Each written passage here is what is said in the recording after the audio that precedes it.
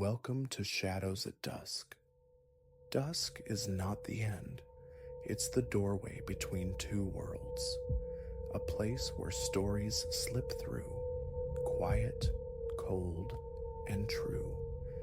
You've entered that space now, and what follows is meant for you. Stay in the shadow.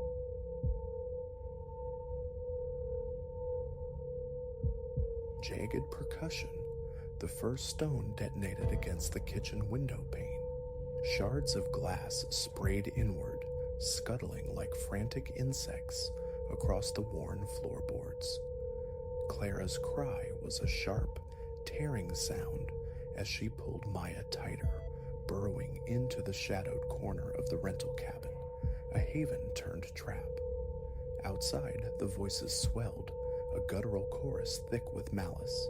Leave, filth, not welcome. This sanctuary, meant for respite, was twisting into a crucible, forging us into something new or breaking us entirely. I am Silas. 35 years spent architecting logic from the digital ether of the city. For months, Clara and I had envisioned this mountain pilgrimage, a chance to unfurl the map of the wild before 5-year-old Maya's wondering eyes. We'd unearthed this cabin listing online, a timbered charm tucked into a fold of the hills, promising stillness and vistas that stole breath. An antidote, we'd hoped, to the relentless thrum of urban existence, a space to simply be a family. And for 2 sun-drenched days, it was sanctuary. We traced trails through emerald forests, thick with pine scent, watched marshmallows bloom golden over crackling embers beneath a velvet drape of stars, inhaled air so clean it stung.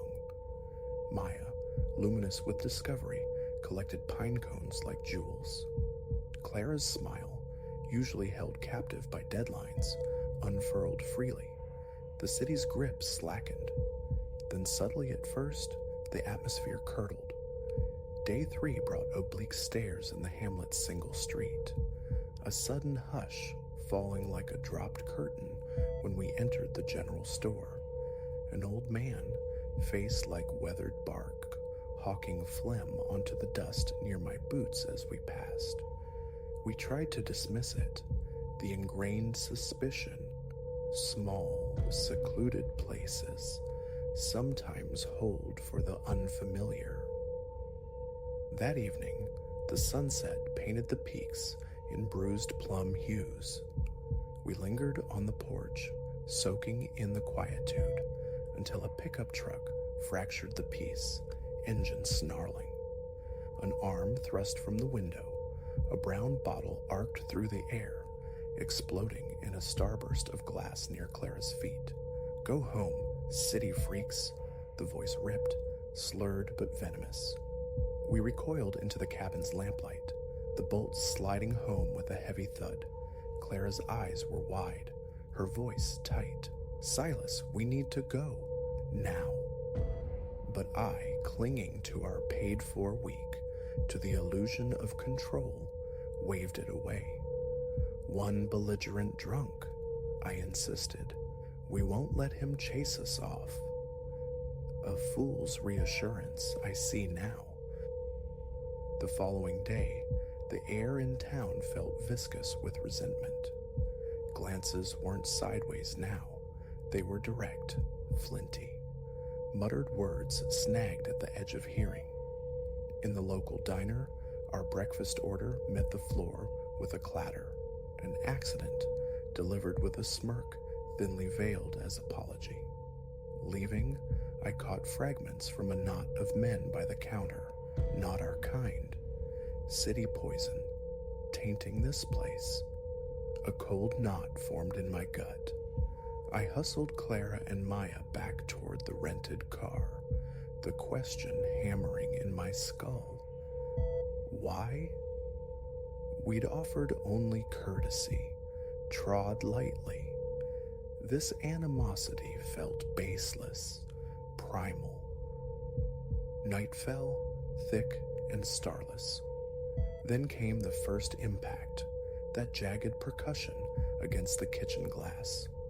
Another followed, punching through the plywood patch hastily nailed over the first break. Then the chanting began, a low beast growling outside our thin walls, demanding our expulsion. My call to the sheriff yielded only cold dread. Sounds like neighborly friction. His voice drawled down the line, laced with something akin to amusement. Folks get protective. Best be on your way for tempers really fray. The click of the disconnected line echoed like a gavel. No cavalry coming, just us. Clara's face was a canvas of stark terror. Maya, small and bewildered, clung to her mother's leg. In that vacuum of hope, a different resolve hardened within me. Protect them. Get them out. Outside, the mob swelled. Torchlight cast monstrous dancing shadows against the drawn curtains, painting the scene with archaic menace. This wasn't random vandalism. It was a calculated siege, fueled by an ancient, unreasoning fear of the other. Clara, I breathed, the word barely audible. We have to run, now. Her eyes, wide but suddenly fierce, met mine, a silent accord. We moved with frantic economy, essentials jammed into a single backpack, documents, a change of clothes. Clara gathered meager rations, water bottles. Maya, bless her small, stoic heart, seemed to grasp the urgency, her only sound the soft friction of her hand stroking her worn plush rabbit. A splintering crack from the front door. They were breaching the threshold. Time evaporated. I steered them toward the rear bedroom, toward a narrow window I'd noted earlier, overlooking the dense woods cloaking the hillside. Helping Clara squeeze through, then lifting Maya into her arms outside. As I scrambled out myself, a roar erupted from within the cabin, the sound of violation, of discovery. We plunged into the absolute black beneath the trees, the darkness instantly engulfing us, erasing the cabin, the lights, the hate. The woods thrummed with its own nocturnal life, insectile churs, the rustle of unseen things. But louder still was the frantic drumbeat in my own chest, Clara's gasping breaths, Maya's stifled whimpers. Behind us, the angry shouts morphed into confused bellowing as they found their quarry flown. We crashed onward, blind, branches lashing like whips, unseen roots clawing at our ankles. Maya fought tears, burying her face in Clara's shoulder. Clara stumbled, a small cry escaping her lips. I caught her arm, pulling her upright, holding her for a heartbeat. We'll make it, I murmured into her hair, the lie tasting like ash but offered like sustenance. Then a more terrifying sound, the distant growl of engines. They were mobilizing, fanning out. Panic surged, cold and nauseating. Think, Silas, think. A fragment of memory surfaced, the cabin's tourist map, a blue ribbon snaking through the green ink not far from our location. The river. Our best chance to break the scent. I veered us sideways, guided by instinct and a desperate prayer that my internal compass wasn't utterly broken by fear. Closer now, the sounds of pursuit, snapping twigs, muttered curses, the sweep of flashlight beams slicing the darkness behind us. Just as exhaustion threatened to buckle my knees, a new sound emerged, the low, insistent rush of water. Hope, sharp and painful, lanced through me. We burst from the undergrowth onto a moon-slicked bank. The river churned below, black and swift. A moment's hesitation, trading one peril for another, then a twig snapped close behind. Over there, got him. A beam pinned us. The water, I commanded, hoisting Maya high against my chest. Clara, hold on to me. We plunged in. The cold was a physical blow, stealing breath, the current instantly snatching at our legs. Clara gasped but locked her hand on my arm, her face a grim mask of resolve. Shouts erupted from the bank we'd just abandoned. We fought toward the far side, water surging, climbing to my ribs, then my chest. Maya whimpered, clinging tight. A deafening crack, a gunshot, and water splashed violently near Clara's head. Halt, right there. Terror became fuel.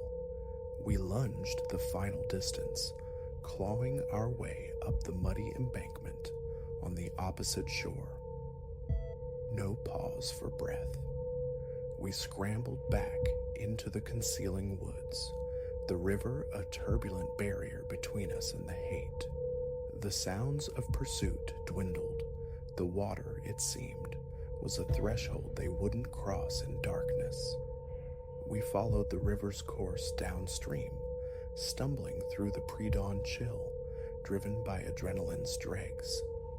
As the first gray light filtered through the canopy, we emerged, scratched and soaked, onto the asphalt ribbon of a deserted road.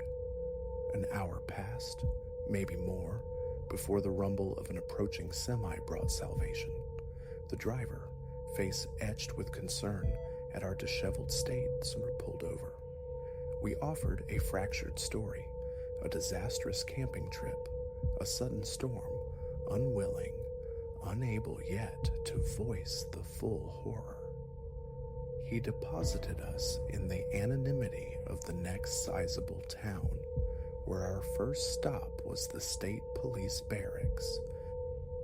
Here, finally, our ordeal met with grave attention. An investigation commenced, its tendrils reaching back toward the insular community, though its conclusions remained opaque to us.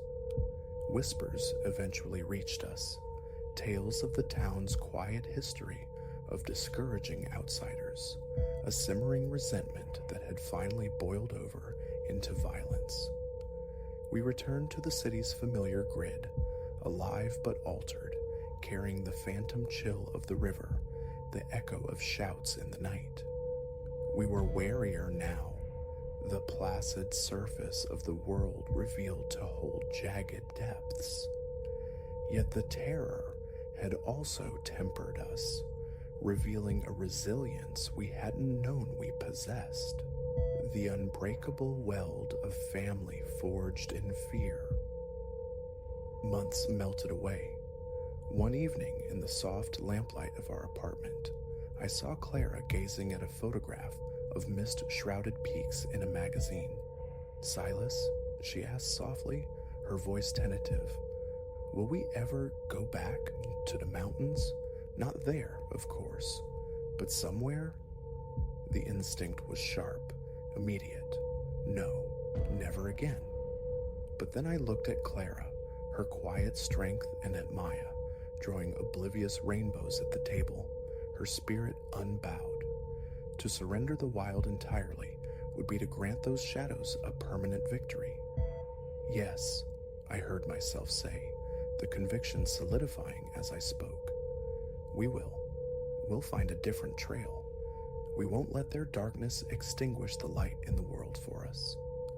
A slow smile touched Clara's lips, a flicker of the peace we'd sought, and I knew with certainty we were scarred but whole. We had walked through the fire together, and together we would keep walking.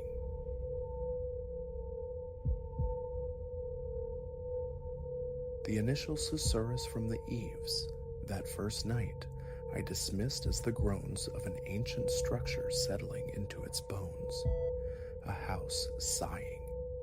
By the third repetition, a persistent, dry rasping directly overhead, I understood this was no architectural lament. What awaited me in that suffocating, dust-furred space above would unravel the tapestry of my existence, leaving me stranded on the frayed edge of the reality I'd known, questioning the very membrane separating our world from the otherwise. An invitation to inhabit my Aunt Eleanor and Uncle Arthur's sprawling Victorian manse while they toured the continent for a month felt like a reprieve, a gilded cage far preferable to my own cramped city dwelling. Solitude, blessed quietude, for wrestling my novel into submission, the prospect was intoxicating. The house itself, squatted on the town's periphery, besieged by gnarled oaks whose branches sketched long, skeletal fingers across the neglected lawn. From the instant I crossed the threshold, an aberrant quality hung in the air, stagnant, thick with the cloying perfume of naphthalene and decaying paper. As I hauled my luggage up the protesting staircase, each tread groaning like a confession, the distinct sensation of being observed prickled the back of my neck. Nerves, I reasoned. The unfamiliarity of such grand, decaying space. 2 days dissolved uneventfully. A rhythm established itself. Mornings dedicated to the blank page, afternoons spent wandering the echoing halls and overgrown grounds, mapping the house's peculiar geography. Then came the third night and the shift. I was wrenched from sleep by a sound slicing through the silence from the attic, a faint, insistent skittering, like tiny, sharp claws worrying at old timber. Bleary, disoriented, my eyes found the clock face, threat to 17 a.m., the hour of the wolf. Some forgotten corner of my mind whispered. Nothing. I breathed into the oppressive dark, clutching the duvet tighter. A squirrel, maybe. A misplaced bird. Yet, lying rigid, straining to decipher the nocturnal acoustics, the scratching intensified, gained a chilling persistence. It bore no resemblance to any woodland creature I could name. A cadence pulsed within it, measured almost expectant, as if the source knew I was listening and sought acknowledgement. Sleep became an impossibility thereafter. I thrashed in the sheets, my imagination a fertile ground for terrors blooming in the dark. Dawn arrived not as a comfort, but as a pale, exhausted witness to my frayed state. Every creak of timber, every sigh of wind against the eaves became a jolt to my system. I squandered the daylight hours delving into the property's lineage, seeking some historical anchor, some tragedy or rumor that might explain the nocturnal disturbances.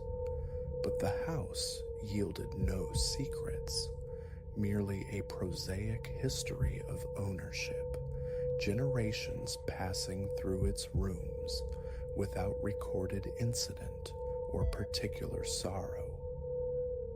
Evening descended, dragging with it a miasma of dread that coiled low in my gut. Television offered a flickering, hollow distraction, but the scratching recommenced earlier this time, louder. A relentless auditory assault, impossible to ignore, a constant gnawing reminder of the presence overhead. Waiting. Investigation was no longer a choice, but an imperative. Access to the attic was via a hatch embedded in the ceiling of the upper landing.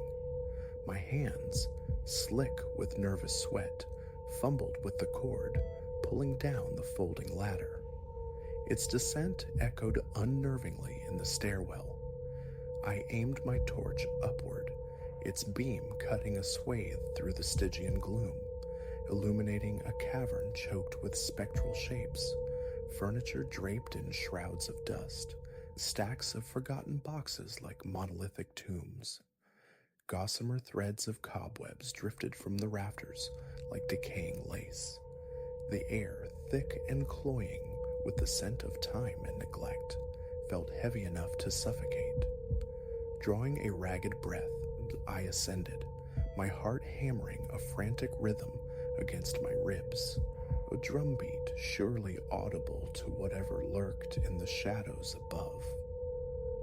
Initially, nothing seemed amiss beyond the expected detritus of decades, just the accumulated strata of forgotten possessions.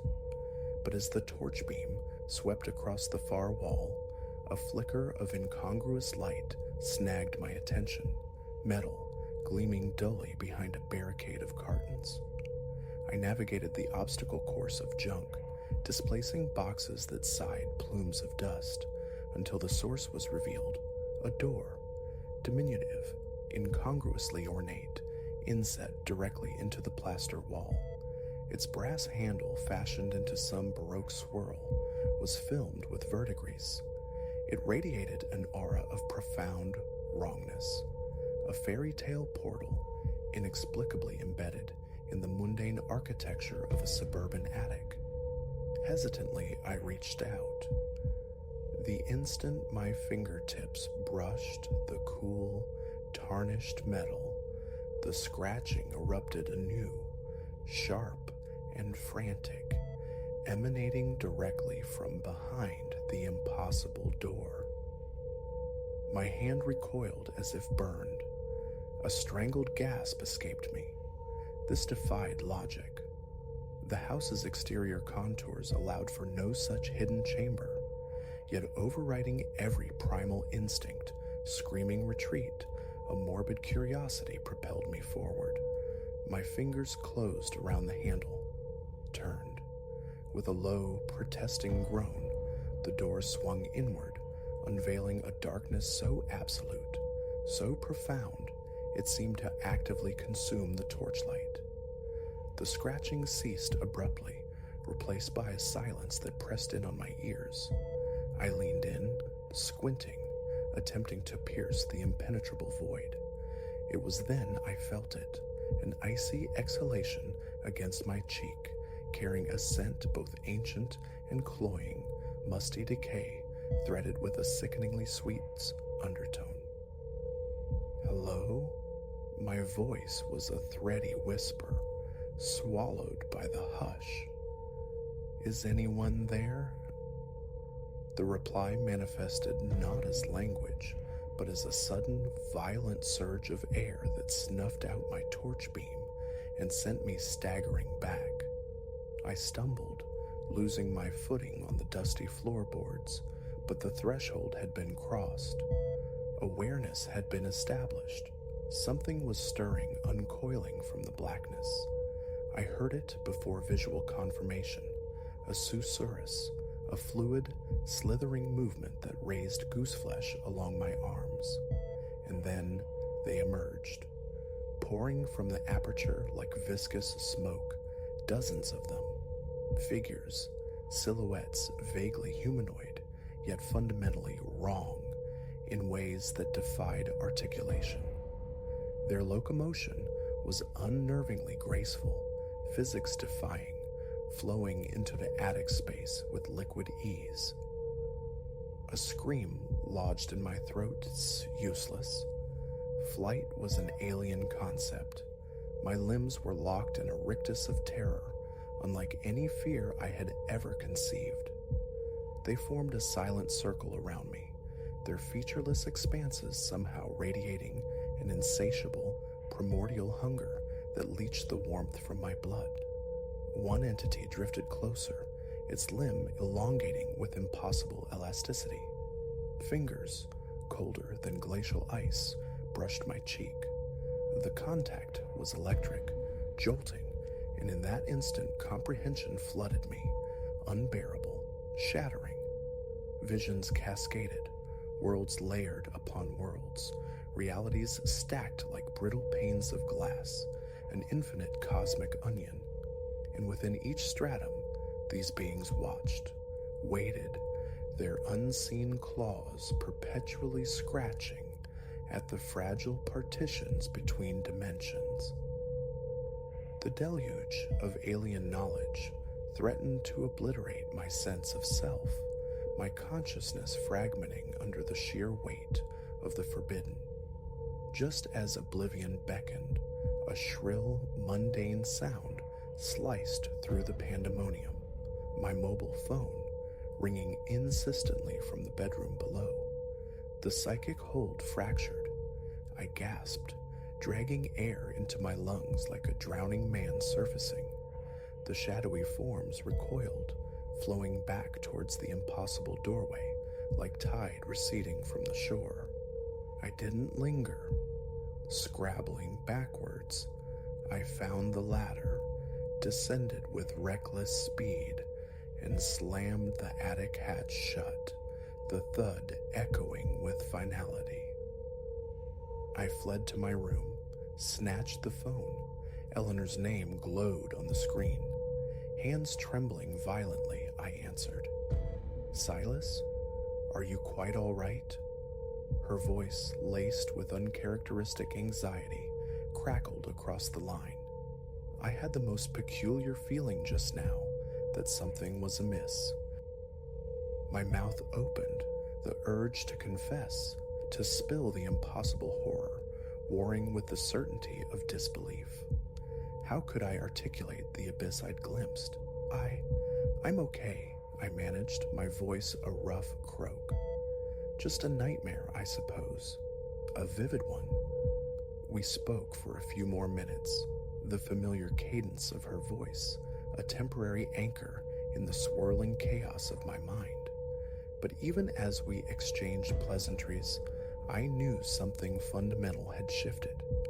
The world outside the window seemed subtly altered, the shadows imbued with deeper potential, the very air vibrating with unseen energies. After disconnecting, I sat on the edge of the bed, adrift. One part of me screamed to pack, to flee this house and its horrifying secret, but another part, a colder, more insistent curiosity, whispered questions. What were they? From where or when did they originate? And why manifest here, in this seemingly ordinary dwelling? The remainder of the night bled into dawn as I plunged into the digital abyss, scouring obscure forums and arcane websites dedicated to high strangeness. The search yielded fragments, echoes, chilling accounts from others who spoke of inexplicable doors, of shadows that moved with intent, of scratching sounds heralding contact. Terror warred with fascination. As the first tentative rays of sunlight pierced the dusty window panes, a decision crystallized. Leaving was no longer an option, not yet. Too many questions remained unanswered, too much of the mystery lay veiled. I would remain, for now, and confront the truth concealed behind that impossible portal, but not unarmed.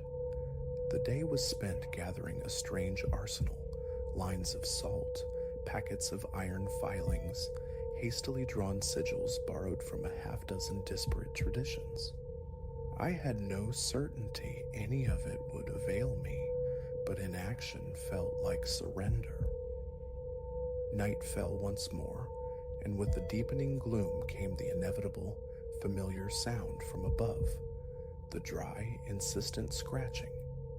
This time, however, I ascended the ladder not in blind panic, but with grim purpose, my makeshift wards clutched tight. I braced myself. Yet nothing could have truly prepared me for the scene revealed by my renewed torch beam. The small, ornate door stood agape, and from the consuming darkness beyond, something was undeniably emerging. This is not the end, but the true commencement. The chronicle of my entanglement in a silent war fought across the borders of reality, of the unlikely allies and terrifying adversaries encountered along the way. It is a narrative steeped in cosmic dread and unforeseen transformation, tracing the razor's edge between lucidity and lunacy. Consider it, above all, a caution to those who might discover doorways where none should logically exist, who hear the faint, inexplicable scratching in the dead hours of the night. Tread carefully. Be wary of what you unseal, what you inadvertently invite across the threshold, because once the veil is rent, once you have peered beyond its fragile weave, there is no retreating to blissful ignorance. The scratching in the attic is merely the overture.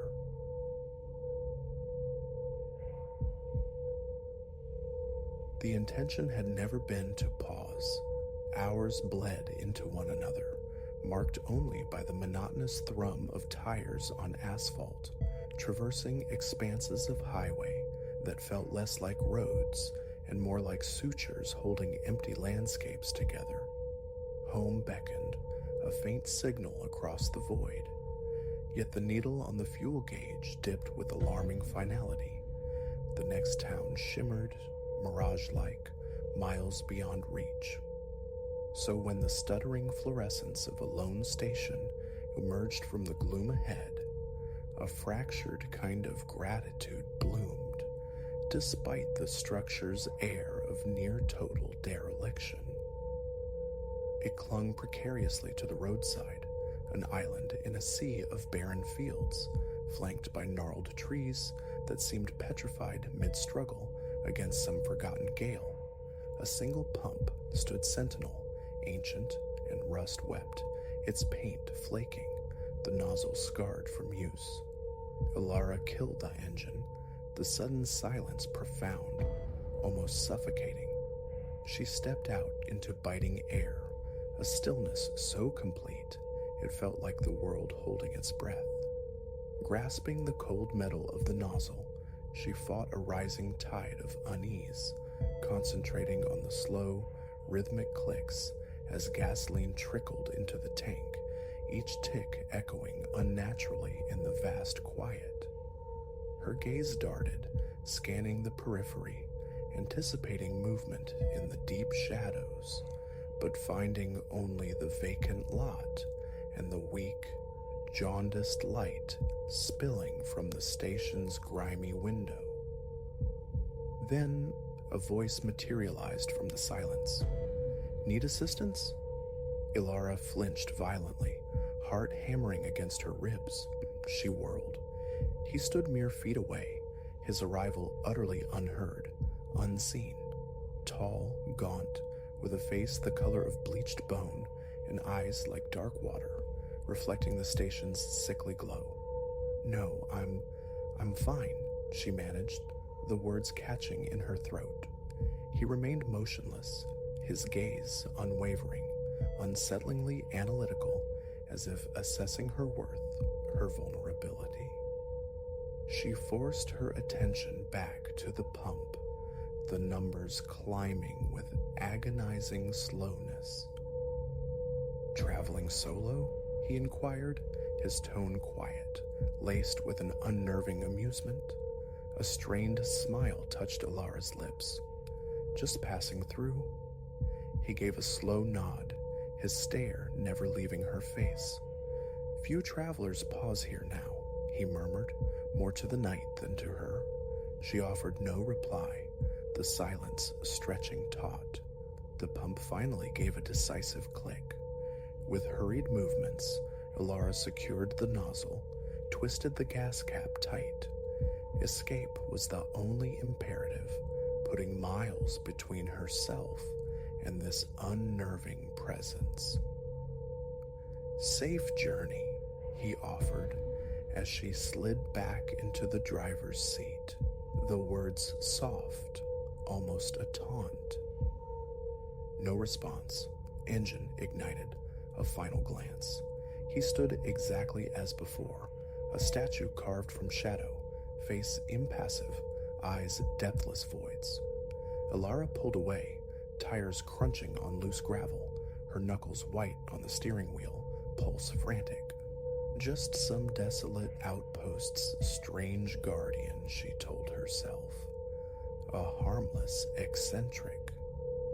Yet the conviction felt hollow, the prickling certainty that his observation had held purpose refusing to subside. She drove, the ribbon of road unfurling into the darkness, empty, silent. The station's weak lights dwindled, swallowed by the rearview mirror. Relief washed over her, potent and welcome. It was short-lived. Miles later, twin points of light bloomed in the mirror, growing rapidly, closing the distance. A knot of fear tightened in her stomach. Coincidence, surely. Another nocturnal traveler. But as the vehicle drew inexorably closer, her grip on the wheel became a vice, her heartbeat a frantic drum. The car settled directly behind her, hugging her bumper, its headlights searing her retinas through the mirror. Ilara stared fixedly ahead, chanting silent reassurances. Then the high beams flashed, once, twice, explosions of blinding white that bleached the interior of her car, turning the familiar space alien and hostile. Squinting into the mirror, she tried to discern the driver, but the glare was absolute, revealing only the menacing silhouette of the vehicle itself, far too close. Her teeth clenched. Options flickered through her mind, none viable. Abruptly, the assault ceased. The car eased back slightly, granting a sliver of breathing room. Ilara risked another look and saw him, Silas, the man from the station, pale face illuminated, dark eyes locked onto hers across the intervening space. A gasp escaped her, cold terror flooding her veins. Her foot crushed the accelerator. Why? What did he want? The questions screamed unanswered. Only the imperative remained: flee. The road stretched ahead, a black, empty canvas devoid of sanctuary. The speedometer needle climbed, but he matched her speed effortlessly, a predatory shadow glued to her tail, his headlights a constant, accusing glare. Minutes stretched into an eternity. Then salvation, or perhaps a deeper trap. A narrow side road branching off into pitch-black woodland. Impulse took over. Ilara wrenched the wheel, plunging onto the unlit track. Trees crowded in, skeletal arms grasping, the road twisting, visibility shrinking. She checked the mirror, heart leaping, hands slick with sweat. Had she lost him? For one blessed moment, the pursuing lights vanished. Darkness reclaimed the space behind her. Relief surged, a physical wave making her dizzy. It shattered instantly. Headlights erupted again, slicing through the trees. Closer now, impossibly close, filling her mirror, pinning her in their beam. Faster. She pushed the engine harder, the car bucking on the uneven surface, control fraying. Ahead, the trees abruptly parted, revealing a small, desolate clearing, a patch of bare earth. Instinct screamed. Ilara slammed the brakes, skidding to a halt in the center of the dirt lot. Dust plumed around her. His car slid in behind, headlights bathing her vehicle, the clearing in stark, interrogating light. She sat frozen, gripping the wheel, breath coming in shallow, painful bursts, waiting. A car door opened, closed.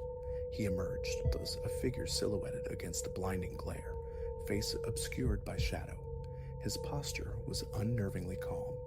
His gaze, though unseen, felt tangible, cold, utterly devoid of emotion. Trapped, Alone? No signal bars glowed on her phone screen. Panic clawed at her throat, a silent scream trapped within.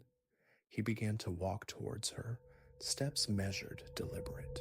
Each footfall echoed in the sudden, terrifying silence. Her fingers scrabbled uselessly at the phone. He was coming. Closer, closer. As his shadow fell across her window, primal instinct ignited. Alara threw the gearshift into reverse, stomped on the accelerator. Tires spun, spitting dirt. She cranked the wheel, the car slewing wildly, then finding purchase, rocketing back towards the narrow track. No backward glance, only forward momentum, fueled by raw terror. His headlights diminished, became pinpricks, then vanished. She drove without thought, without pause, engine screaming, the dark road a blur. Distance was the only solace. Miles melted away. Finally, the welcoming lights of the next town appeared, an oasis of artificial brightness. She swerved into the first well-lit service station, engine still running, hands trembling uncontrollably, breath tearing raggedly from her lungs. She scanned the lot, the road behind, every shadow. Nothing. He was gone. For a long time, Alara simply sat, the tremors slowly subsiding, the adrenaline ebbing, leaving behind a hollow ache. The why remained elusive, a chilling enigma. Who was he? What had driven his pursuit? The answers remained lost in the desolate stretch of highway behind her. But one certainty settled, cold and absolute.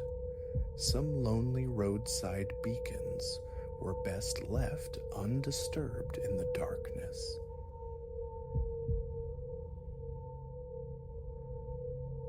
A splintering sound, sharp against the nocturnal hush, arrested my motion.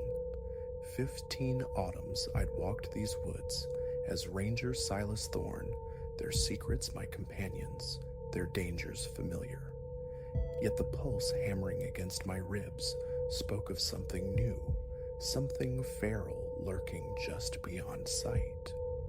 In that suspended moment, the familiar forest felt alien, and the looming confrontation promised a fight not just for the wild heart I guarded, but for the breath in my own lungs. Another night watch, another circuit through the whispering pines and skeletal hardwoods. The air, brittle with autumn's chill, carried the loam scent of decay and evergreen. Spectral moonlight dripped through the canopy, twisting familiar shapes into phantoms that danced with the wind's sigh. Hours melted away under the soft crunch of my boots until a low susurrus snagged my attention. Human voices, where none should be. A familiar weight, the radio at my hip, beckoned, but caution stayed my hand. Lost hikers, perhaps? Yet as drawn by unseen threads I crept nearer, the sound resolved. Not the easy banter of campers, but clipped, furtive whispers. Then, unmistakable, the cold, mechanical snick of metal on metal. A weapon being readied. Ice sluiced through my veins. Trespassers. Killers. Concealed by the gnarled girth of an ancient oak, I peered into the moon-drenched clearing. The sight turned my stomach to lead. 5 figures, silhouettes bristling with rifles, clustered around the fallen majesty of a bull elk. Its lifeblood stained the leaf litter. Its crown, a prize worth a king's ransom on the shadow market, brutally sawn away. The vacant, glassy eyes seemed to find mine, a silent accusation from the violated earth. My fingers, clumsy with dread, fumbled for the radio. Too late.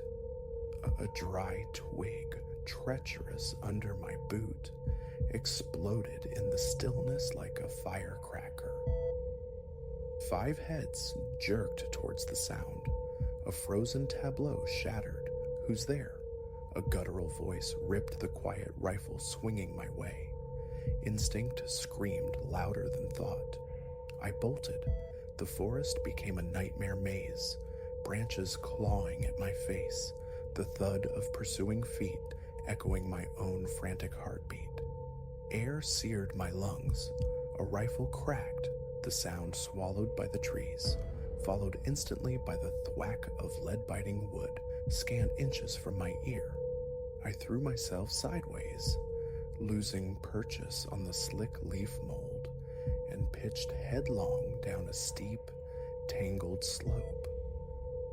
Stars wheeled sickeningly above as I lay gasping, the impact jarring bone and breath. Above, the hunters' voices grew louder, closer. Panic surged, scrabbling upright, ignoring the fire in my side where stone met flesh. I knew flight was futile. My gaze snagged on a fallen giant nearby. A hollow log, a desperate prayer. I plunged into its dark, decaying embrace, worming my way into the cramped refuge as cones of artificial light sliced through the undergrowth. This way. The command was rough, urgent. Fan out. Find the bastard. I became stone, earth invisible, breath held captive in my chest, the damp, mulchy interior clinging to sweat-slick skin. A brilliant beam interrogated the log's entrance, lingered, and moved on.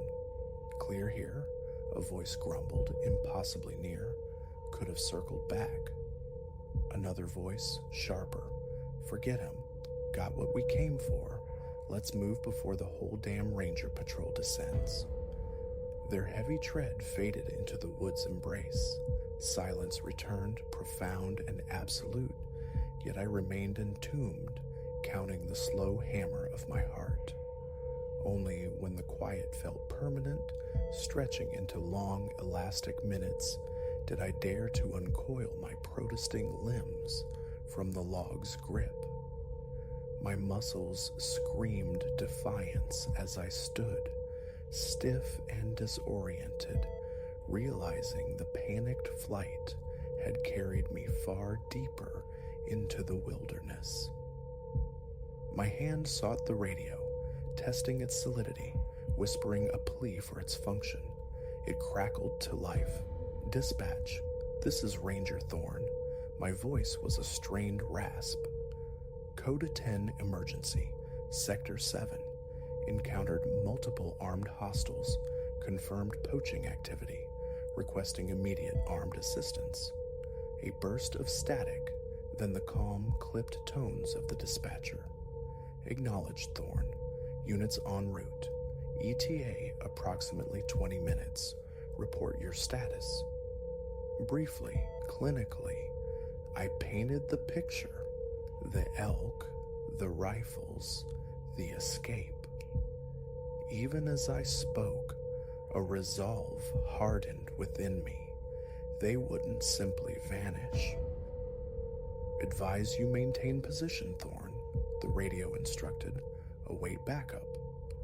20 minutes, an eternity. Enough time for ghosts to melt into the night, their plunder secured. Negative dispatch, I countered, the decision made. Suspects moving east, likely towards the old logging trace. I'm maintaining contact, observing from distance. Will update vector. Disregarding the voice crackling futilely from my hip, I pushed east. The earlier surge of adrenaline had ebbed, leaving behind a landscape of aches and a deep, throbbing bruise on my side.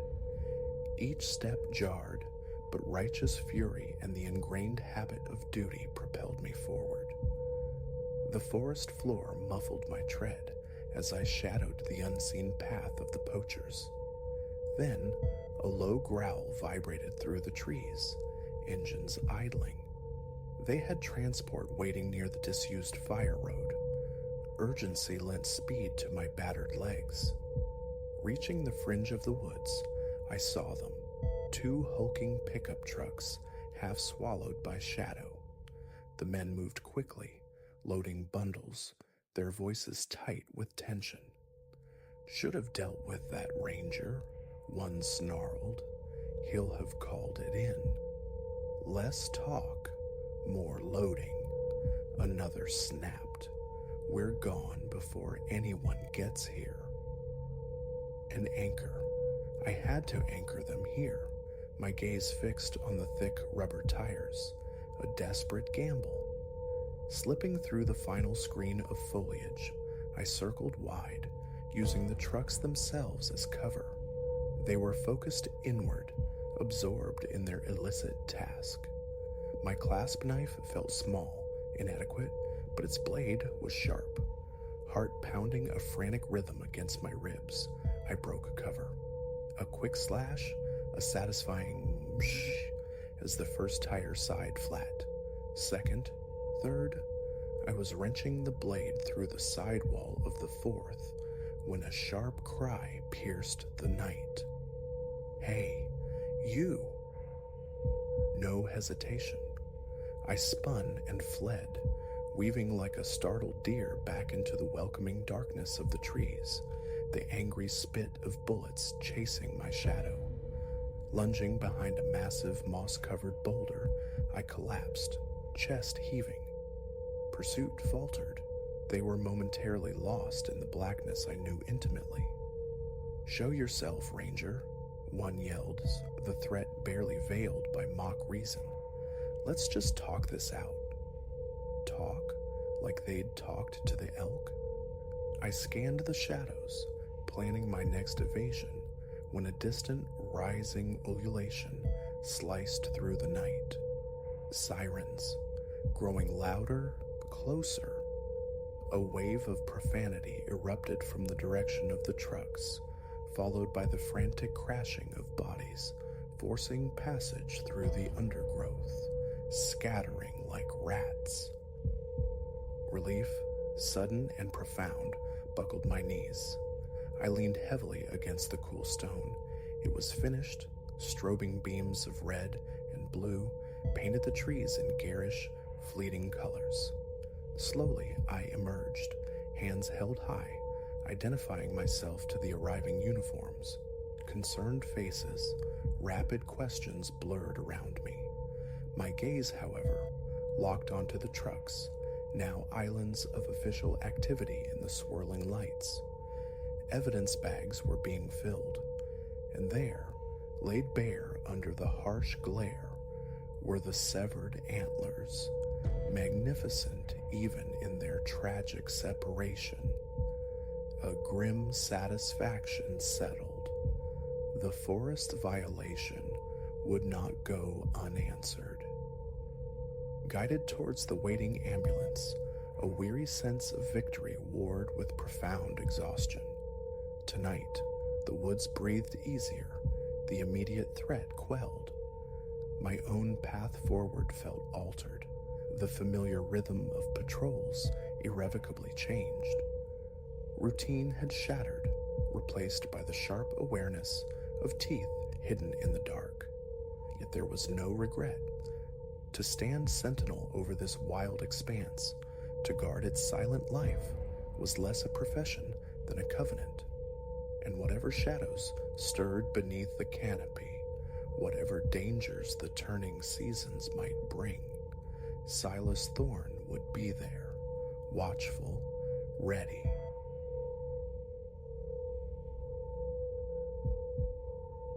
The chimes sliced through the post-midnight quiet. I was adrift on the couch, navigating the flickering wasteland of late-night television, searching for an anchor to pull me down into sleep. Stillness permeated the apartment.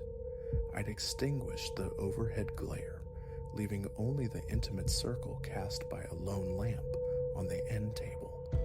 A faint coolness ghosted across my skin, perhaps real, perhaps imagined static from the solitude. Outside this haven, the building slumbered, the street a ribbon of vacant asphalt under a starless sky. Levering myself up, I drifted towards the wall near the kitchen archway where the intercom panel, an aged plastic rectangle, was mounted. Its speaker grill offered a faint crackle of anticipation. I depressed the talk button. Yes? A protracted hiss answered, static breathing down the line before a man's voice emerged, toneless and steady. Let me in. Unfamiliar. My gaze flickered to the narrow window overlooking the street.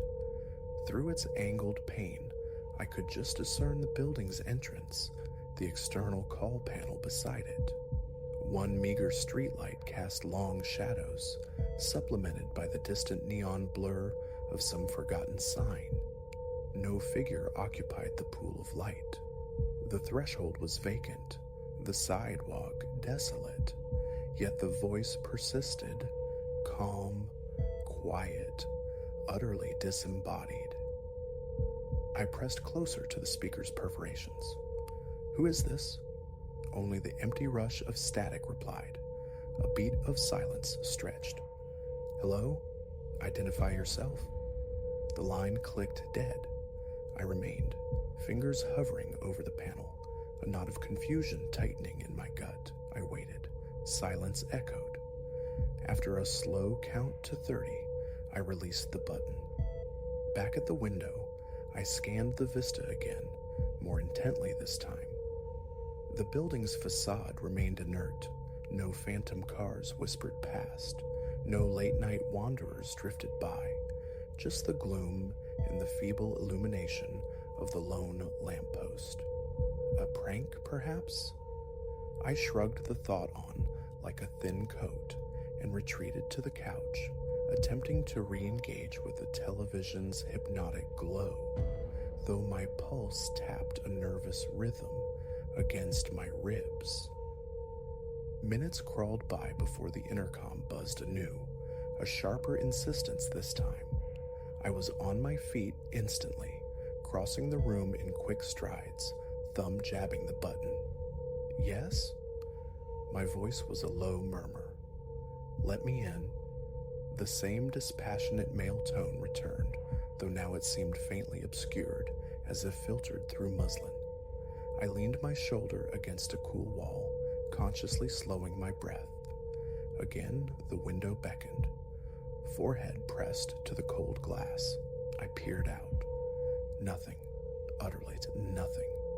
My phone screen glowed, 12 to 10 a.m. Turning back to the wall unit, I demanded, I can't see anyone. Who are you? Silence answered, punctuated by a faint electrical sigh. A parched feeling spread through my throat. I detoured to the kitchen sink, gulping water straight from a glass. The intercom fell silent for a longer interval. I stood sentinel before it, staring at the impassive plastic box. Should I call the authorities? But report what, exactly? An invisible man politely requesting entry via intercom? The notion felt ludicrous, flimsy. I resolved to ignore it, some intoxicated fool playing games. I resettled on the couch, nudging the television volume higher, a futile shield against the unease prickling at the edges of my awareness. Every creak of the floorboards, every sigh of the building settling, drew my nerves taut.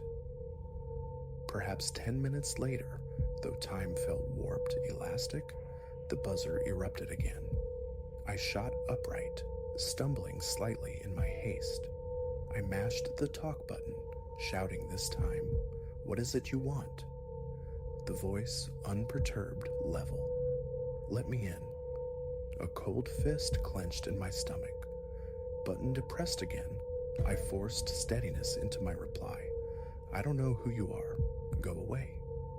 My voice frayed at the end. Another pilgrimage to the window, cheek pressed flat against a glass, craning my neck for any obscured angle. Nothing. I could clearly see the external intercom panel itself. There was definitively no one activating it. A new imperative surfaced. Check the corridor. Undoing the deadbolt and chain, I cracked the apartment door open a sliver, peering into the dimly lit hallway. The usual quiet reigned. The elevator indicator showed it resting, dormant, on another floor. Silence pressed in, unbroken by footfalls or whispers. I retreated, securing the locks once more. Then, moved by an instinct I didn't question, I wedged a sturdy dining chair beneath the doorknob. It felt marginally safer. One last look out the window confirmed the street's continued emptiness. A lull descended. I sank into the armchair positioned near the window, my gaze fixed on the scene below. An occasional gust stirred debris on the asphalt, but no vehicles passed, no neighbors returned, no smokers haunted the doorway. Just stillness.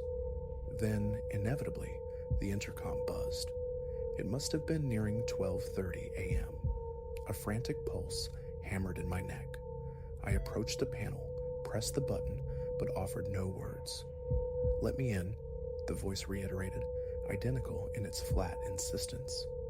"I'm not letting anyone in," I stated, my voice tight. "I cannot see you out there. Stop this." Releasing the button, I listened intently.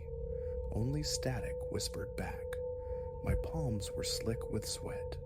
I wiped them absently on the fabric of my sweatpants. My frustration curdled into action. I needed to silence the damn thing.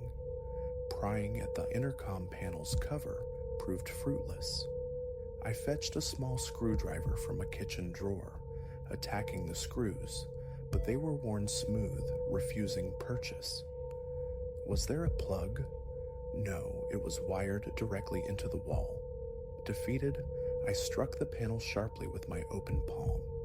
It remained impassive. I grabbed my mobile, dialing the building superintendent's number. It rang, cycling endlessly into voicemail. Calling a friend crossed my mind, but the lateness of the hour and the sheer strangeness of the situation paralyzed me.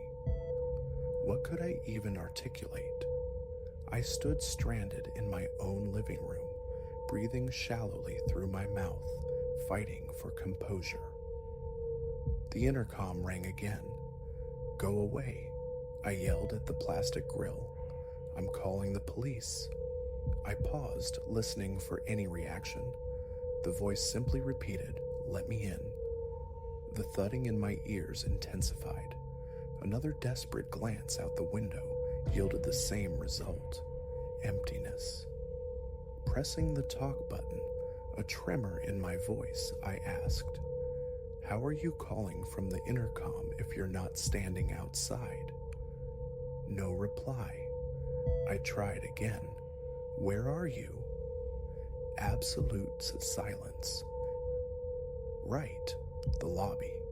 Perhaps seeing the source, or its absence, would break this fever dream. Keys jangling softly, a compact flashlight retrieved from a drawer clutched in my hand. I removed the chair barricade and slipped into the hallway. The corridor lighting cast its usual sallow, unwavering glow. I summoned the elevator. It arrived with surprising speed. The descent was unnervingly quiet, save for the low mechanical thrum. The lobby materialized, bathed in its standard fluorescent illumination. Everything appeared mundane: the bank of mailboxes, the worn welcome mat, the glass expanse of the front door. Approaching the entrance, I peered through the glass. The external intercom panel sat innocently beside the doorframe. I scrutinized it. Then cautiously, I pushed the door open, wedging it with my foot, and stepped onto the threshold. The sidewalk stretched vacant in both directions. The street exhaled silence. For a full minute, I stood there scanning, listening, holding my breath. A distant engine murmured miles away, but proximity held only stillness. Retreating inside, I let the heavy door sigh shut. The outdoor panel looked untouched, inviolate. Just a metal box, a button, a speaker. On impulse, I pressed the button myself from the outside. A faint, familiar crackle echoed from the speaker within the lobby. Functional, normal. Walking back towards the elevator, my pocket vibrated to soar my mobile. I pulled it out. No signal bars. Strange. Even down here, I usually had a sliver of reception. I tried the wall-mounted landline, the building's courtesy phone. Dead. No dial tone. I stared at the inert receiver. A quick check confirmed the lobby lights worked perfectly. Just the phones were out. Stepping back into the elevator car, I pressed the button for my floor. The doors slid closed with a soft finality. As the car ascended, my mind raced. Someone was using the intercom, visibly absent. Communications cut. A technical glitch. A repeating recording. I clung to that possibility, a flimsy raft in a sea of dread. But the voice had responded directly to my initial, "Hello?" Recordings don't converse. Emerging onto my floor, a subtle, high-frequency buzzing seemed to thrum in the air, an almost subliminal electrical hum. I moved cautiously down the corridor, hyper-aware of the closed doors of neighboring apartments. Silence. Inside my own unit, I re-engaged the locks, replaced the chair against the knob. My cell phone remained stubbornly offline. I paced the apartment, holding it aloft near windows, seeking a phantom signal. Nothing. The intercom's summons, when it came again, was sharper, like a sudden percussive bark. It made me flinch violently. I approached the panel warily, pressed the button. Before I could utter a sound, the voice commanded, "Let me in." I fought to regulate my breathing. Button held down, I spoke slowly, deliberately. "Unless you tell me who you are, I am not opening this door. I cannot see you." I waited. The line hissed emptily. I released the button. Another check at the window confirmed the unchanging tableau. Vacant pavement, dim light, absence. A dull ache began to throb behind my temples. Sweat beaded on my forehead, my t-shirt clinging damply to my back. I wiped my face on my sleeve, my mouth arid despite the water I'd drunk. The apartment's silence felt oppressive, amplifying every internal noise. The rasp of my own breath, the floorboards groaning under my weight, the refrigerator's low thrum. I tried the television again, desperate for external sound, any distraction. Flickering images slid past, meaningless. I switched it off. I found myself standing near the intercom again, simply waiting. Several minutes passed in this tense vigil. A glance at my phone, nearly 1 a.m. Barely an hour had elapsed since the first call, yet it felt like an eternity. The buzzer sounded. I drew a sharp breath through clenched teeth, pressed the button. This time I asked, "Why?" Silence. I pressed again. "I am not opening the door. Leave." The speaker emitted a sharp pop, followed by a deeper hiss, then nothing. I tapped the panel tentatively. The voice did not return. Holding the talk button, I whispered, "Hello?" Only silence answered. Stepping back, I watched the unit for long minutes. It remained inert. A new plan formed: descend via the stairwell. Maybe surprise was possible. Maybe I could catch a glimpse. The concrete steps felt cold beneath my feet, my sneakers squeaking faintly in the enclosed silence. Reaching the lobby level, I peered through the stairwell door's small wire glass window before emerging. Empty, as before, I eased the door open, still empty. Another survey of the street outside. No movement, no shadows playing tricks. I lingered for 2 full minutes, senses straining. Nothing. I retreated to the elevator. As it ascended, the overhead light flickered once, violently, plunging the car into momentary darkness before restoring itself. My chest constricted. I swallowed against a dry lump in my throat. The elevator delivered me to my floor without further incident. Back inside, locks secured, I leaned against the door, forcing slow, deep breaths. The intercom rang. My heart hammered against my ribs. I walked over, pressed the button. "I told you, I'm not letting you in," I said, my voice strained. This time, no words came back. Instead, there was only breathing, slow, rhythmic, unnervingly close through the speaker. I listened, finger frozen on the button, my hand trembling slightly. "What do you want?" I whispered.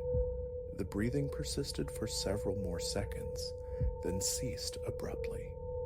I released the button, waiting in the charged silence. I pressed it again. "If you can hear me, just tell me who you are." No response. I let go. The intercom fell silent. I stared at the panel, the seconds stretching into an unbearable tautness. My own heartbeat drummed a frantic rhythm in my ears. Then it rang again. I nearly dropped the phone still clutched in my hand. I slammed the button. "Cut it out," I yelled. "Let me in," the voice replied. It sounded different now, closer, louder, as if the speaker were pressed directly against the microphone outside. Every muscle in my body seized, my jaw locked tight. My legs felt like stone pillars. I tried consciously to relax, to unnoop the tension, but fear held me rigid. I was pinned, cornered by an invisible, implacable presence. The thought of actually pressing the door release button sent a fresh wave of cold sweat down my spine. I began to pace the confines of the living room, my eyes constantly darting back to the intercom, treating it like a coiled viper. It remained quiet. I stood still, listening. After several minutes, it rang again. I pressed the button. "Let me in." I didn't speak this time. I just listened. The voice offered nothing more. No threats, no explanations, no anger. Just the same flat, unwavering request, repeated like a broken mantra. I tried to master my breathing, feeling a prickling sensation crawl up the back of my neck. My stomach was a tight knot of ice. Turning abruptly, I walked away from the panel, resolving not to answer again. It rang. I ignored it. It rang again, and again, and again. The relentless chime hammered at my skull. Gritting my teeth, I strode into the kitchen, yanking open the small utility closet door, searching for the circuit breaker panel. Found it. With trembling fingers, I began flipping switches. One by one, the apartment succumbed to darkness and silence. The refrigerator's hum died. The lamp extinguished. The television screen went black. Utter stillness descended. And then, impossibly, the intercom rang again. I stood frozen in the absolute dark, the only illumination, a faint, ghostly luminescence filtering through the window from the street lamp below. Slowly, mechanically, I moved back to the wall panel. My hand found the button. My voice, when it emerged, was a ragged whisper. "There's no power. How are you still calling?" The voice answered, unchanged, unwavering. "Let me in."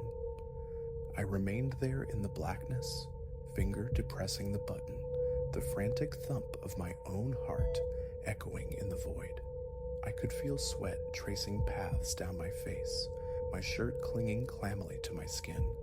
I licked my dry lips, struggling to form a coherent thought, any word of defiance or query. Nothing came. Finally, I managed a single syllable. "No."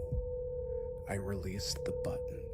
Stumbling towards the window, I peered out into the night.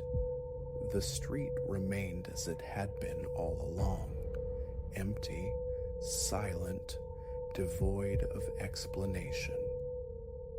I stayed by that window for what felt like hours, a sentinel guarding against nothing visible.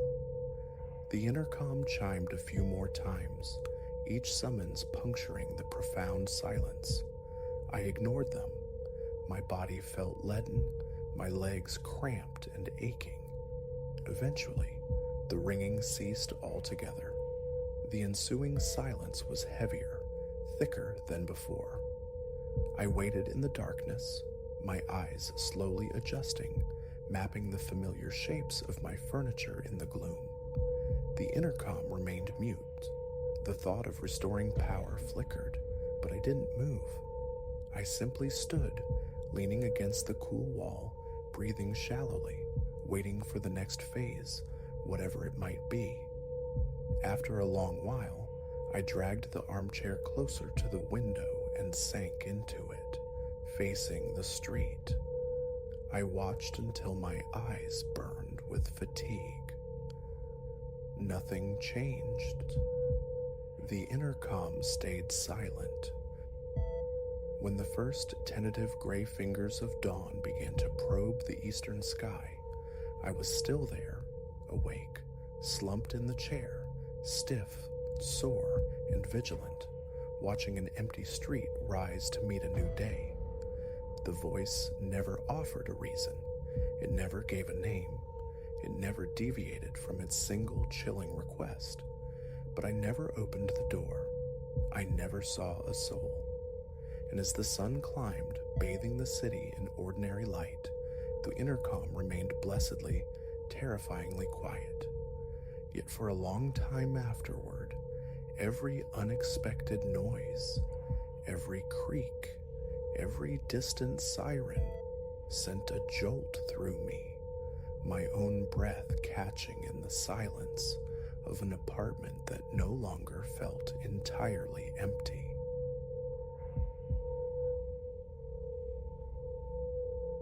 It began with a sliver of cardstock, innocuous amidst the Tuesday tide of bills and solicitations. Elias, nursing the day's first coffee by the kitchen window, nearly consigned it to the recycling bin. Autumn air, sharp and clean, carried the scent of decaying leaves. He paused, some instinct compelling him to flip the unremarkable photograph, a generic jumble of peaks he'd never scaled. The script on the reverse was precise, unfamiliar. "The crimson trainers served you well on the esplanade this morning." Coffee stalled halfway to his lips. He had pounded the pavement earlier, his favorite red sneakers a blur against the asphalt. But the postmark? A city hundreds of miles distant, stamped nearly a week prior. A chill, unrelated to the morning air, snaked up from the base of his spine. He tried to rationalize it. A crossed wire in the postal service, a message meant for another soul residing at a phantom echo of his address. He buried the card in a drawer, a seed of disquiet planted. Throughout the day, the city's familiar rhythm felt off-key. Faces in the crowd seemed to linger, eyes potentially tracking his movements. Paranoia, he chided himself, born of a misdelivered trifle. 7 days dissolved the fragile comfort of denial.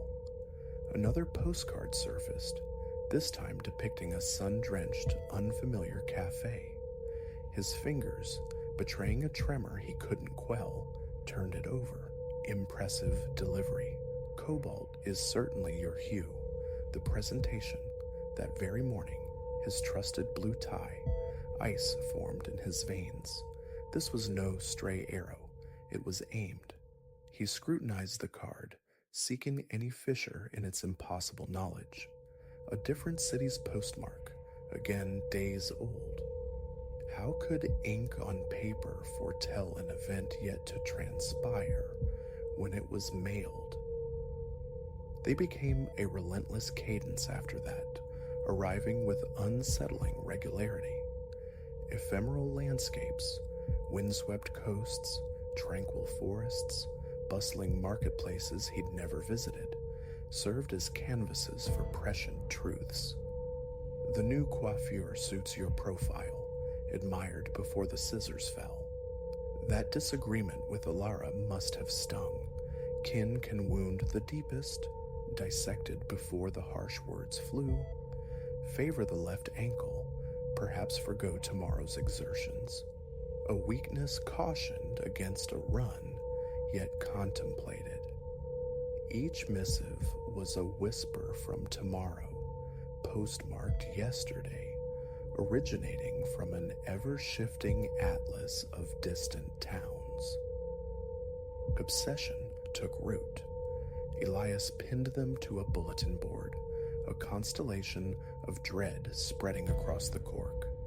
He trawled the internet for connections between the depicted locales, finding only generic tourist traps devoid of linkage. He began to deviate from his routines, injecting chaos into his schedule, taking circuitous routes home, frequenting new establishments, making impulsive choices, anything to disrupt the unseen observer's narrative.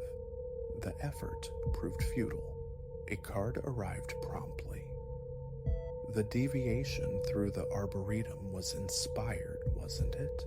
Such vibrant foliage this season. Sleep became a fugitive state, chased away by the feeling of being perpetually watched. Every face in the throng held potential menace.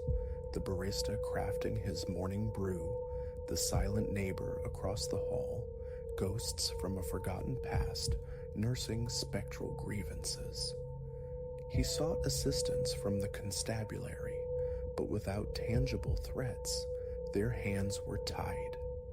They offered platitudes about changing mail routes, advice that felt laughably inadequate against a specter wielding foreknowledge.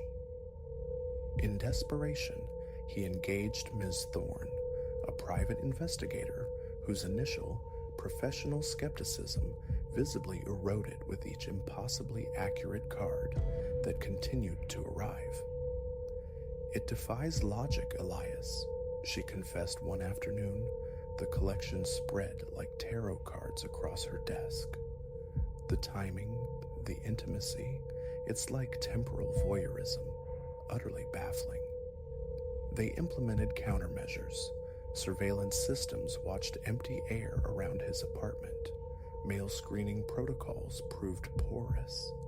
Even a temporary relocation to a friend's residence in another state offered no sanctuary.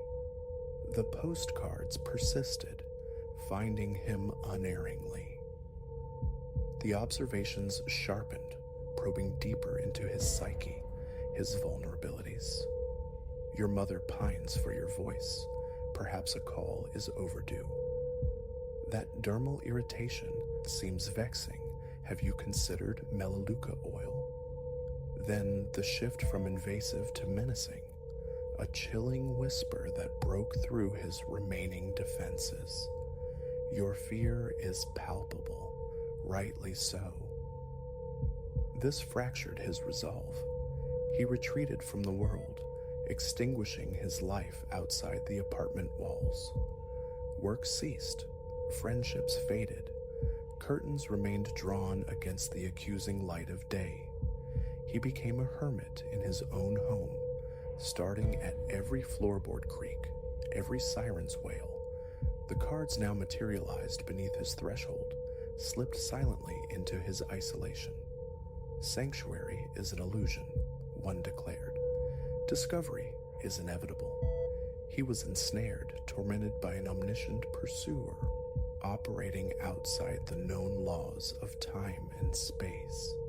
How could one combat an adversary who held the script to your life before you'd lived the scene? Months bled into one another. His world contracted to the suffocating space between his door and the hallway floor where each new missive appeared, retrieved with hands that shook uncontrollably. Then, disrupting the pattern, a Wednesday dawned gray and yielded not cardstock, but linen paper, a formal envelope, his name inscribed in that unnervingly familiar, precise script. For a long moment, he simply stared, trepidation warring with a desperate craving for clarity. What new form of psychological torture lay within? Curiosity, that persistent human frailty, finally overpowered fear. He broke the seal. Inside, a single leaf of paper, and nestled within its fold, a diminutive brass key. The note read, "The questions must be legion. Answers await. A depot locker yields to this key. Midnight. Solitude is imperative, lest the truth remain veiled." He must have traced the words 100 times, his mind a vortex of fear and anticipation. This was the summons, the potential confrontation, the chance to unmask his tormentor. Or was it a snare? Yet the gnawing need for understanding eclipsed the instinct for self-preservation. As the city clocks converged on midnight, Elias found himself navigating the cavernous, deserted train station, the small key cold against his palm. Locker 3B beckoned. His fingers fumbled with the lock, half braced for detonation or ambush. But the door swung open with a quiet click, revealing no threat, only a slim volume bound in worn, dark leather. He lifted it, opened it. The script leaped out. Intimate, known, his script. Pages chronicled thoughts unvoiced, experiences yet to unfold, emotions yet unfelt. Entries marched years ahead, meticulously detailing the genesis of temporal displacement, the staggering discovery, and the rationale behind the epistolary haunting. The paradox slammed into him with physical force.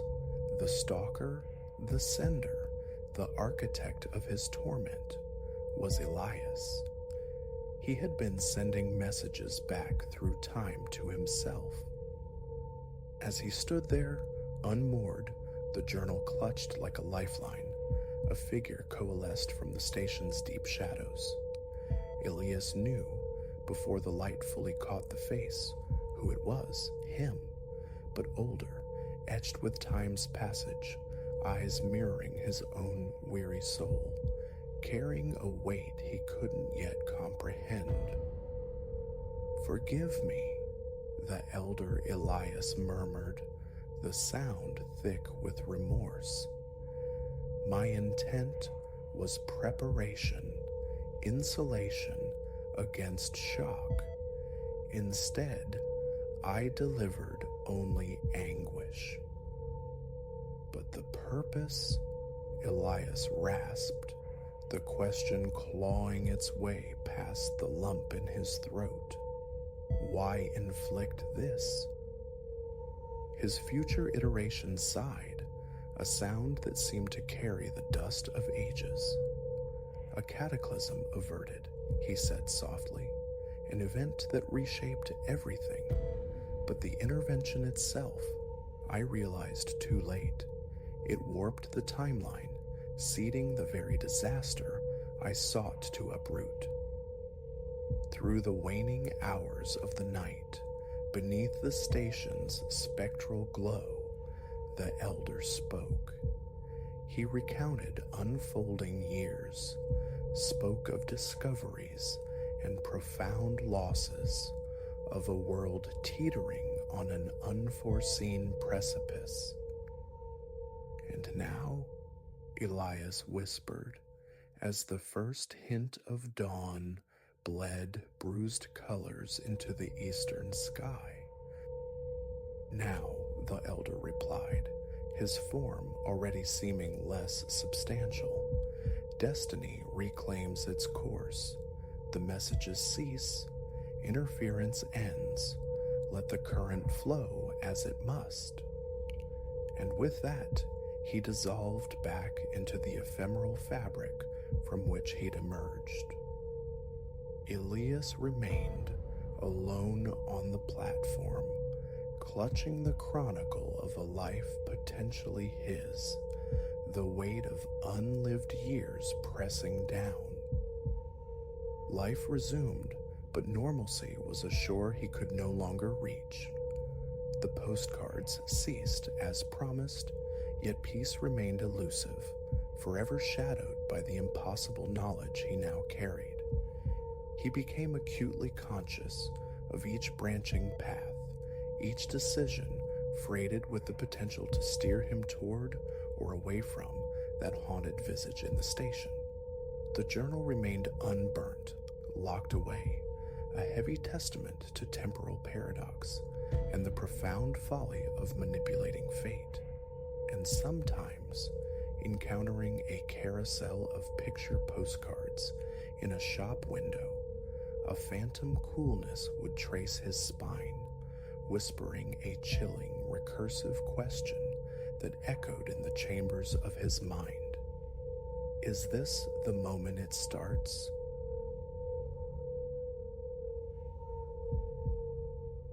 The first intimation arrived like a physical blow, a sudden clenching deep within my gut that arrested my movements. I found myself staring, breath held, at the regulator clock mounted above my workbench. Its hands were stark against the porcelain face, 3:33, precisely. A quick, disbelieving scan confirmed the impossible. Every chronometer, every clock, every timepiece in my sanctuary of gears and springs echoed that exact moment. Grandfather clocks stood sentinel, their pendulums stilled mid-swing. Wall clocks presented identical frozen faces.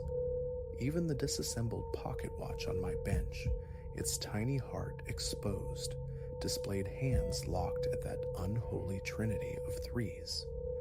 A profound stillness descended, silencing the familiar, comforting chorus of ticks and talks that usually filled my nights.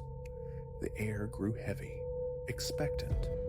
A bead of sweat traced a path down my temple, cool against my suddenly clammy skin. This was no trick of the eye, no fatigue-induced hallucination. This was real. I am Abel Croft, a horologist. My life revolves around the intricate dance of timepieces, coaxing life back into dormant mechanisms, mending fractured crystals, crafting bespoke instruments to measure the fleeting moments. Clients entrust me with heirlooms steeped in memory, time-worn artifacts rescued from dusty oblivion. The nocturnal solitude of my workshop, punctuated only by the rhythmic pulse of countless escapements, has always been my preferred milieu. That night, immersed in the delicate resurrection of an antique carriage clock promised for the weekend, I had risen for water, stretching cramped limbs. Returning, my gaze fell upon the towering regulator near the entrance, 3:33. Then, the ship's chronometer on the far wall, 3:33. A flicker of unease became a cold certainty as the vintage marine chronometer beside me showed the same. My stomach tightened into a knot. From a drawer, I retrieved a trusted digital quartz timer, its sterile accuracy a counterpoint to the analog beauty surrounding me. Its screen flared to life, displaying crisp, unwavering numerals. 333. A prickle crawled up my spine, compelling me to look over my shoulder into the shadowed corners. Nothing. Only the familiar clutter of my trade, minuscule screwdrivers arrayed like surgical tools, tweezers poised, polishing cloths, scattered gears gleaming under the focused beam of my work lamp. My stool, a half-finished mug of now-cold tea, the open maw of my toolbox, all ordinary. Yet the silence pressed in, absolute, as if the workshop itself held its breath. Even the low hum of the ancient refrigerator in the back room had ceased. I turned slowly, a full circle, confirming the impossible synchronicity. Every dial, every display held fast at that single instant. Then, a flicker at the edge of my sight. Near the tall shelves crammed with salvaged clock movements, skeletal remains cannibalized for parts. Not a shadow thrown by any familiar object, nor a trick of the light. It was a disturbance in the air itself, dark, amorphous, moving with a fluid grace between the rows of dormant mechanisms, like smoke coalescing, yet possessing a texture, an unsettling presence. My limbs felt leaden, unresponsive, yet some morbid curiosity propelled me forward. My own heartbeat hammered against my ribs, a frantic drum against the crushing silence. As I drew near the shelves, the shape dissolved, vanishing into the ambient shadows. I stood there, scanning the spaces between brass plates and coiled springs, hands trembling slightly. The air here felt distinctly colder. Turning back, my eyes sought the clocks again. Still 3:33. The sheer impossibility gnawed at me. Even defunct clocks rarely agreed. This was a coordinated cessation, a universal pause. A whisper, soft as dust settling, brushed against my hearing. I spun around, facing the storeroom door at the workshop's far end. Empty space greeted me, but the whispering persisted, a sibilant murmur just below the threshold of understanding. My breathing grew shallow, rapid. Step by hesitant step, I moved towards the sound. It intensified slightly, a layered chorus of unintelligible fragments, before abruptly ceasing. Silence rushed back in, thick and suffocating.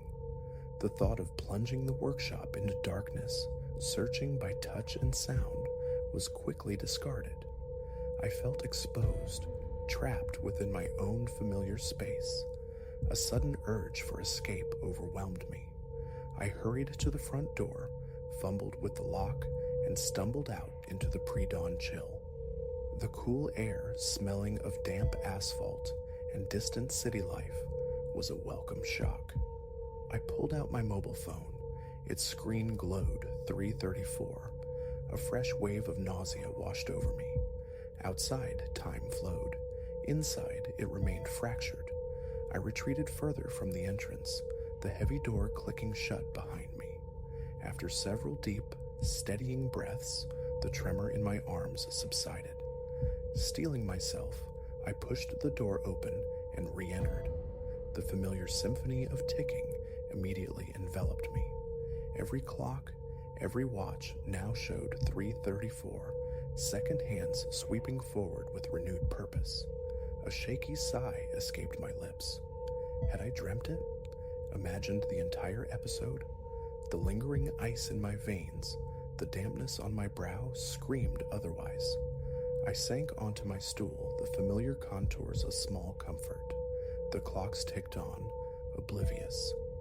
I watched them obsessively until past 4, but the strange stillness did not return. Eventually, locking the door behind me felt less like securing my workshop and more like sealing away a moment of profound unease. The following night found me back at my bench, compelled by a mixture of dread and fascination.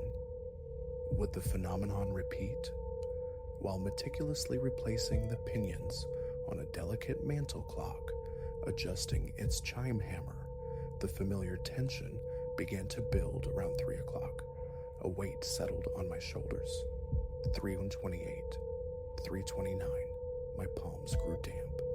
3:31, a sharp, unnatural click emanated from a chronometer nearby.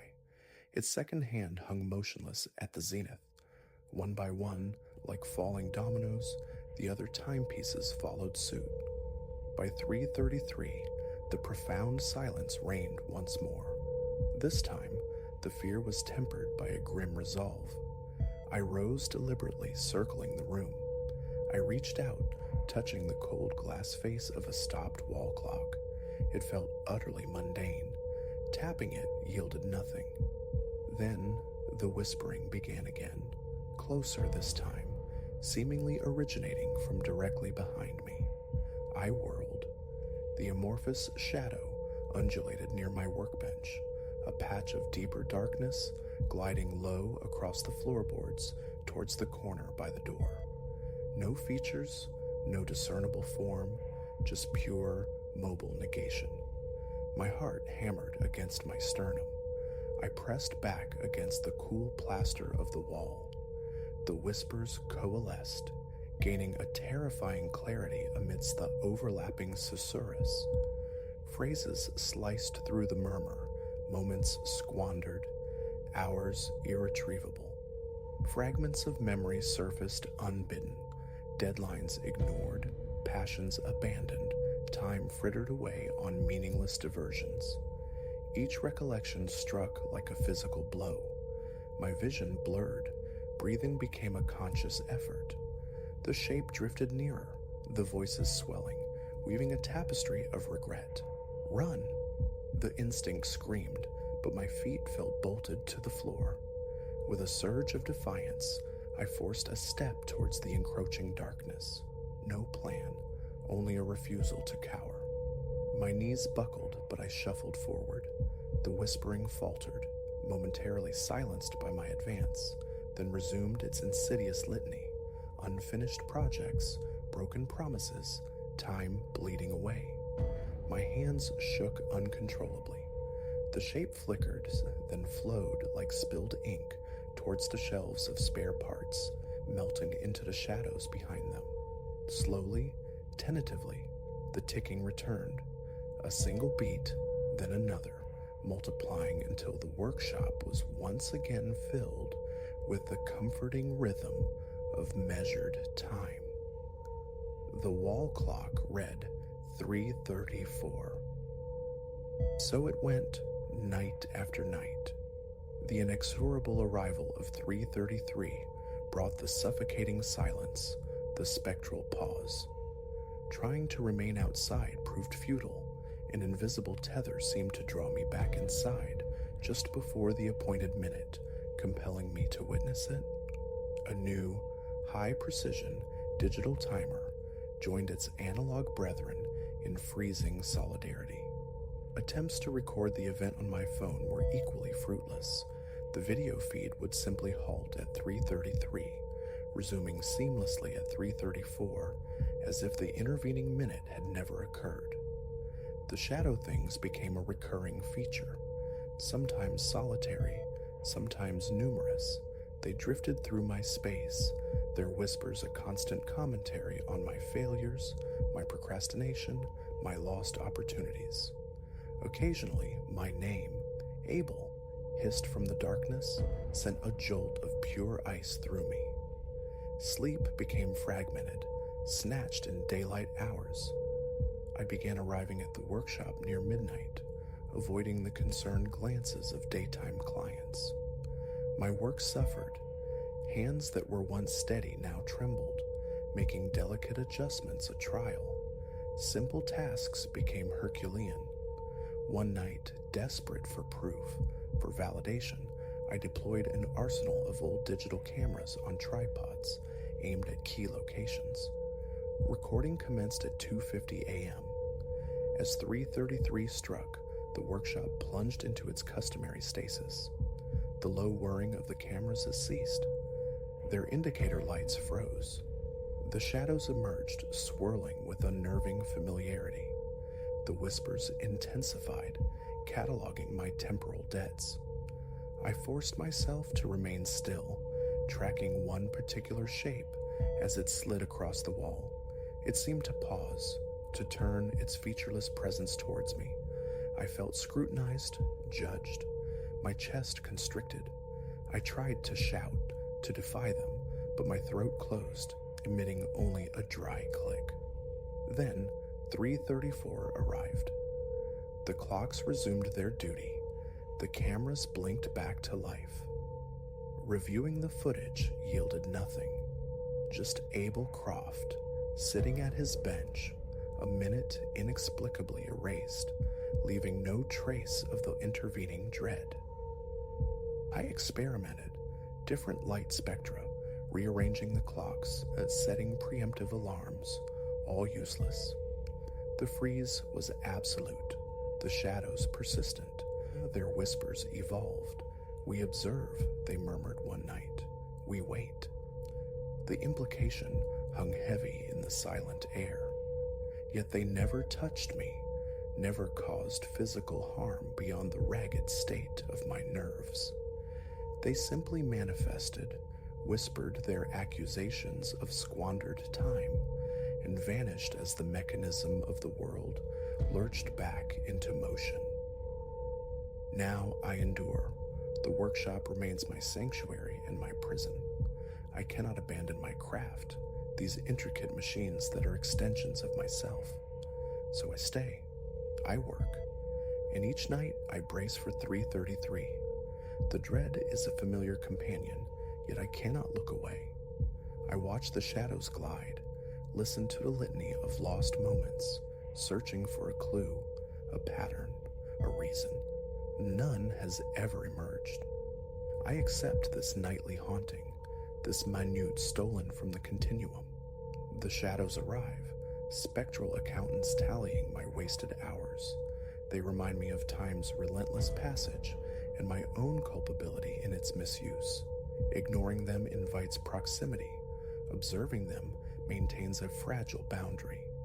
Then, at 3:34, they dissolve, leaving me in the sudden, almost deafening chorus of ticking clocks, my heart pounding a frantic counterpoint.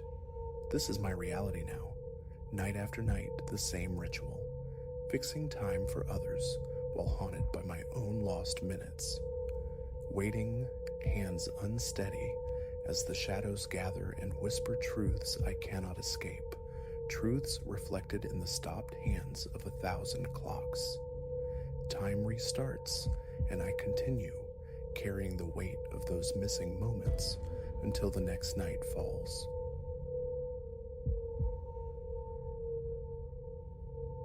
There's a particular disquiet that settles in places unstuck from time, locales where the air itself feels preserved, impervious to the frantic pulse of the world beyond. Such was the sensation that claimed me the instant I breached the threshold of that forsaken hotel.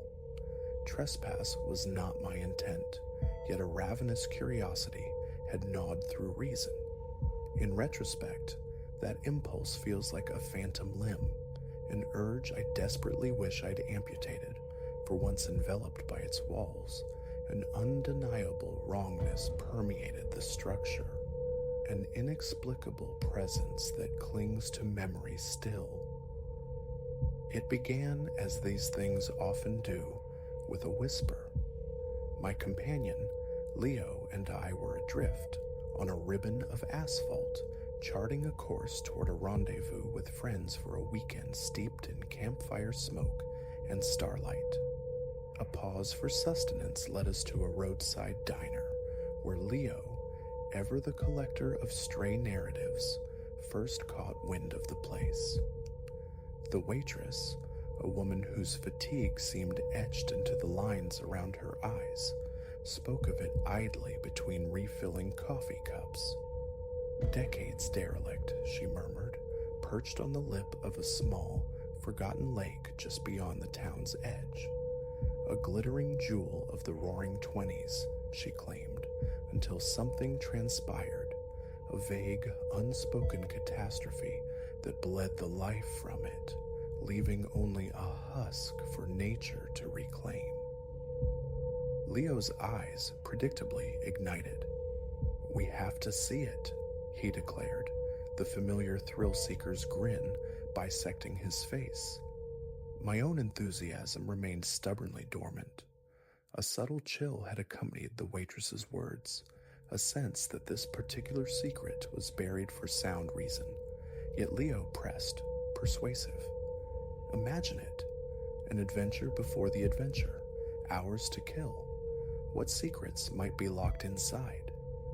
My instincts screamed negation, a cold, sharp warning ignored. With a shrug that felt like a betrayal of self, I acquiesced. What harm resided in a decaying edifice, truly?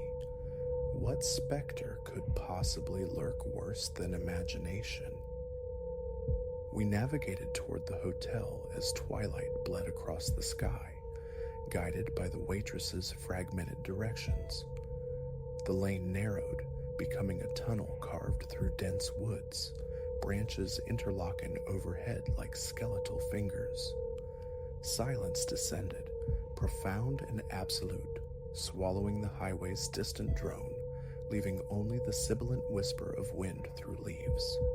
And then it loomed. The hotel materialized from the gloaming, immense, a crumbling titan against the darkening trees. Its grandeur was a ghost.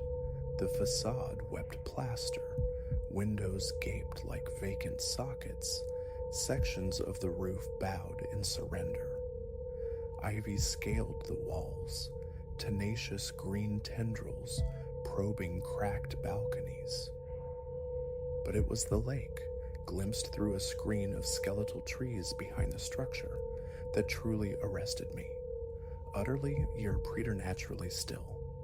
A perfect obsidian mirror, reflecting the bruised twilight sky, devoid of ripple or current. It seemed suspended, as if the water itself held its breath in anticipation. An unnatural tranquility. Leo, immune to such subtleties, was already out of the car, striding toward the main entrance with palpable excitement. A flicker of unease, a backward glance at the unmoving water, and then I hurried after him, the thought of being left alone in that encroaching silence suddenly unbearable. The great doors, improbably, yielded to Leo's push, groaning in protest. A miasma of dust and decay rolled out to meet us, thick with the scent of time itself decomposing. The lobby gaped, cavernous, dominated by a sweeping staircase ascending into shadow. Above, a colossal chandelier hung like a frozen firework, shedding crystals like tears onto the debris-strewn floor below. Wallpaper curled away from the walls in strips, revealing the lath and plaster bones beneath. Broken furniture, shards of glass, fallen chunks of ceiling, the expected detritus of neglect. Yet beneath it lay something else, an oppressive weight, a palpable density to the air, as if the very walls retained memories they refused to relinquish. Our footsteps were swallowed by the vast silence as we moved through the lobby. Leo, buoyant, snapped photos with his phone, pointing out shadowed alcoves and doorways ripe for exploration. I feigned interest, but with each step deeper into the hotel's heart, the unease intensified. The air grew heavier, breathing became a conscious effort, and every minor sound, a scuttling unseen, the sigh of settling dust, seemed to resonate unnaturally long. We ascended the grand staircase, the wood groaning beneath our weight like a dying beast.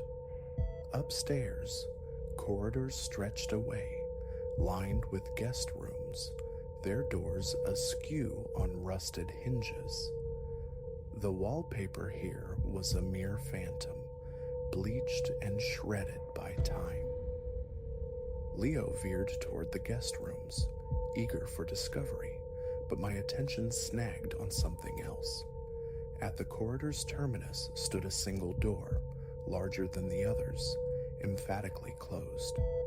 It radiated a sense of otherness, a focal point in the decay. I called Leo back.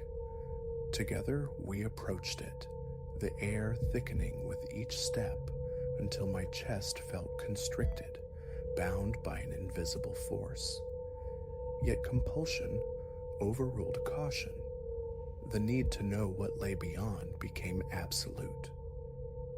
Leo reached the tarnished brass knob first. It turned with a loud, decisive click. The door swung inward with ponderous slowness, unveiling what must have once been a ballroom. The scale was breathtaking. Towering windows, floor to ceiling, lined one wall, though now opaque with decades of grime. Another immense chandelier, twin to the lobbies, hung shrouded in dust. The parquet floor was a wreck, littered with the splintered remains of chairs, overturned tables, and in a far corner a skeletal grand piano. Its keys yellowed like old teeth. But the room's decaying majesty wasn't what stopped my breath. It was the figures. Silhouetted against the grimy windows, initially, I registered them as mannequins, perhaps, or strangely preserved statues. 5 of them stood, utterly motionless, their backs to us. Clad in attire from a bygone era, heads tilted slightly, they seemed to gaze out at the quiescent lake. Their stillness was absolute, unnervingly perfect. I started to voice my observation to Leo, but then a shift, infinitesimal, barely perceptible, yet undeniable. One figure's head pivoted slowly, just enough to reveal a sliver of profile against the dim light. My lungs seized. Statues they were not. They were people, or the husks of them. Their visible skin possessed a pallor that wasn't pale but gray, like ash. Their period clothing hung loosely, faded and threadbare. They simply stood, locked in their silent vigil toward the lake. The one that had moved with excruciating slowness returned its gaze to the window, resuming its perfect immobility. Leo remained oblivious, captivated by the ruined grandeur around us. My hand, trembling uncontrollably, shot out, seizing his arm, pulling him back toward the doorway.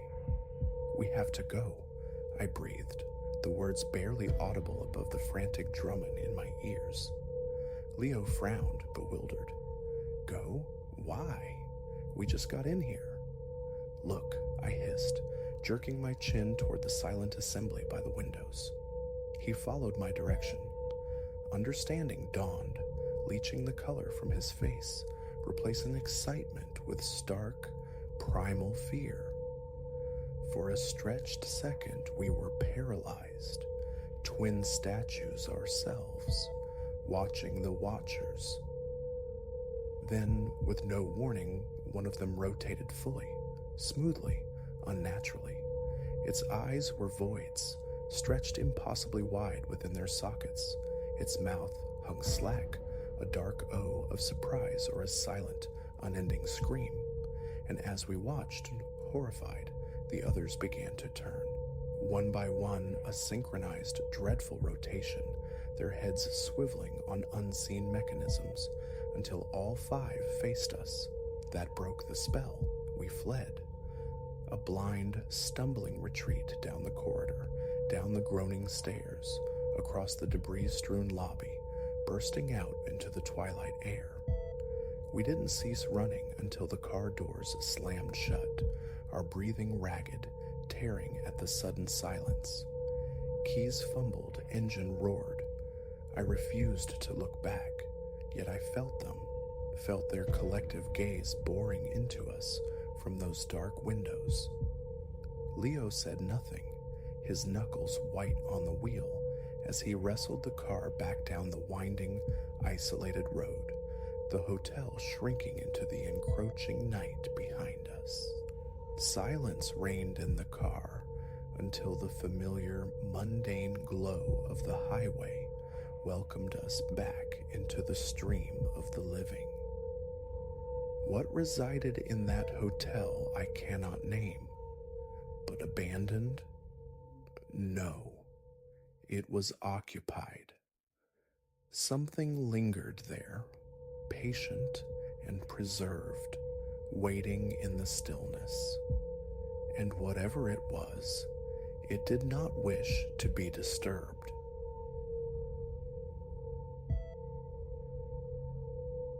The echo of Leo's laughter seemed to hang in the air, a cruel counterpoint to the void where he'd been moments before, jesting about the tragically charred steak. Now, absence. A sudden, inexplicable emptiness at our dinner table. Little did I grasp that this vanishing act was merely the opening chord of a symphony of dread, destined to shatter our serene lakeside escape. My name is Clara.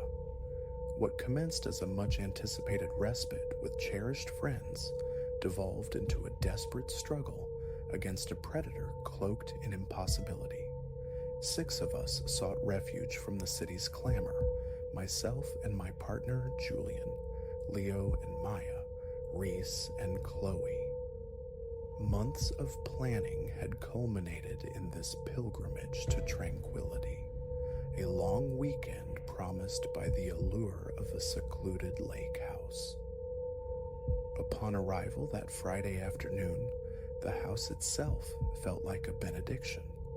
Nestled within a private cove, it offered a panoramic embrace of water and whispering woods. Its rustic heart pulsed with warmth, promising cozy evenings. Ample bedrooms awaited each couple, and a generous living space beckoned for convivial nights filled with strategy games and clinking glasses. That inaugural evening unfolded exactly as envisioned. We commanded the grill on the expansive deck, narratives and laughter intermingling with the scent of pine as the sun bled crimson across the lake. Later, huddled around the fire pit's flickering heart, we toasted marshmallows under a canopy stitched with stars, cocooned in what felt like our own pocket of paradise. Saturday dawned with the same gentle promise. Reese and Leo, early risers, pursued elusive fish while the rest of us indulged in a languid breakfast on the porch, the air sweet with morning dew. The afternoon dissolved in a haze of sun-warmed skin, dips in the lake's crystalline cool, shared meals, and effortless camaraderie. It was dinner, however, that fractured the idyll. We were gathered around the substantial dining table, plates laden with the aforementioned steak, a testament to Julian's ambitious, if flawed, grilling technique. Leo had just delivered a groaner of a joke, earning a chorus of affectionate moans. I reached for the salt, a mundane gesture. When my gaze returned to Leo's place, it found only the chair, stark and unoccupied.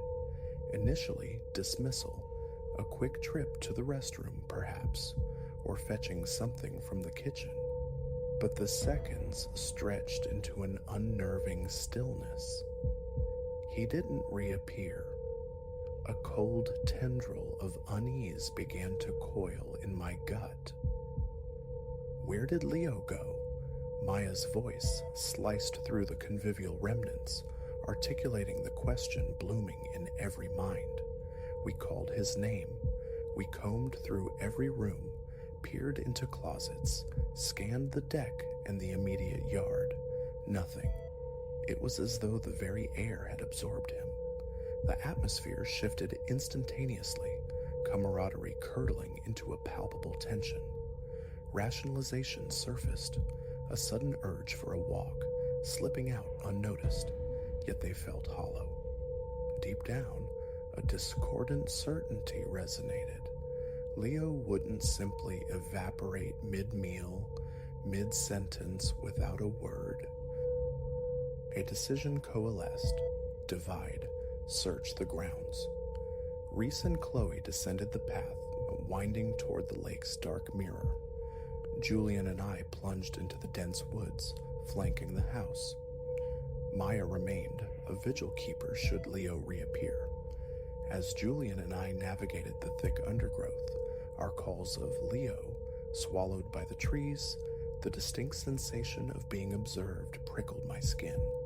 The forest, serene hours earlier, now felt charged, watchful, its shadows coalescing into unnerving shapes just beyond the periphery of vision. An hour yielded nothing but scratches and rising fear. We reconvened at the house, hope dwindling. Reese and Chloe had returned empty-handed, their faces mirroring our own frustration and burgeoning dread. Maya paced the living room, tears tracing paths on her cheeks. "We need to call someone," Chloe insisted, her voice trembling. Julian retrieved his phone, but the screen displayed only the stark pronouncement, "No service."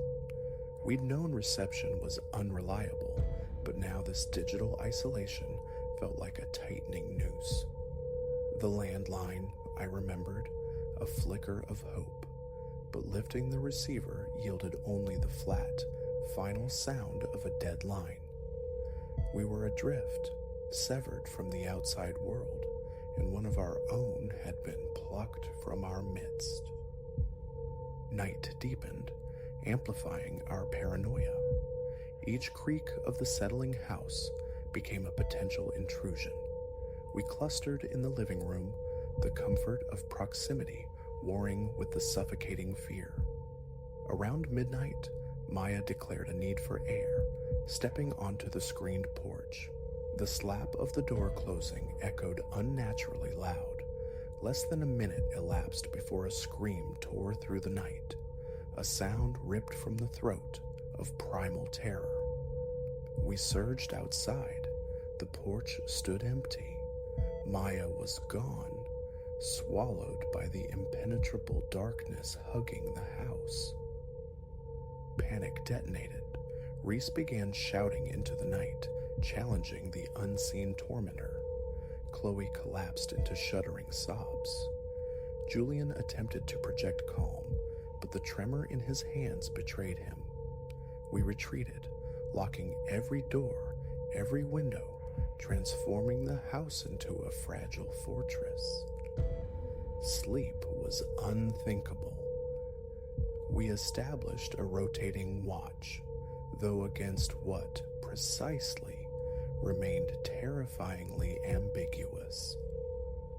As the first fragile light of dawn painted the lake in hues of gray and rose, a desperate strategy formed. Reese and Julian would brave the drive to the nearest town, summon help. Chloe and I would hold the fort, clinging to the sliver of hope that Leo or Maya might somehow return. I watched from the window as the men climbed into the car. The engine coughed, then caught a fragile sputter of hope in the oppressive silence. But as they navigated the long, winding driveway, the vehicle abruptly swerved, a sickening lurch off the gravel path, a brutal meeting with an ancient oak. I saw Reese and Julian slump forward, inert. Chloe and I bolted outside, screaming their names. But before we could reach the wreck, a strange, pearlescent mist billowed, shrouding the car. Seconds later, it dissipated, revealing the impossible. The car was empty.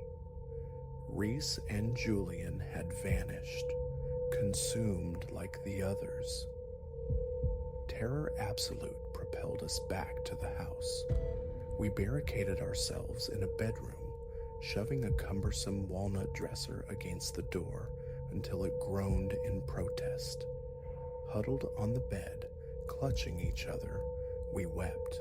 "What is happening?" Chloe whimpered, the question echoing in the tomb-like silence. "Who is doing this?" I could only shake my head, my thoughts a frantic, disjointed scramble against the sheer impossibility of the last 24 hours. The day bled away. We remained imprisoned in that room, thirst and hunger secondary to the paralyzing fear. We alternated watch, though true rest was a phantom. It was during my vigil, as the sun dipped low, painting the room in long shadows, that I heard it, a faint, insistent scritch against the wood of the door. At first, I dismissed it as my frayed nerves, but then, undeniably, the doorknob began to rotate, slow, deliberate. I shook Chloe awake, a finger pressed to my lips for silence. Together we watched, transfixed in horror, as the knob turned fully, then stopped. A breath held, silence stretched taut. Then, the dresser blocking the door began to move. It slid across the floorboards, inch by agonizing inch, propelled by an unseen, inexorable pressure. Chloe and I scrambled backward, pressing ourselves against the far wall as the door swung silently inward. The hallway beyond was empty. No intruder, no monster, just vacant space. Then Chloe gasped, her eyes wide, fixed on something over my shoulder. I followed her terrified gaze to the antique mirror hanging on the opposite wall. Reflected within it stood a figure. It was impossibly tall, gaunt, its limbs elongated beyond human proportion. Its face, if such a term applied, was a horrifying negation, a smooth, featureless void.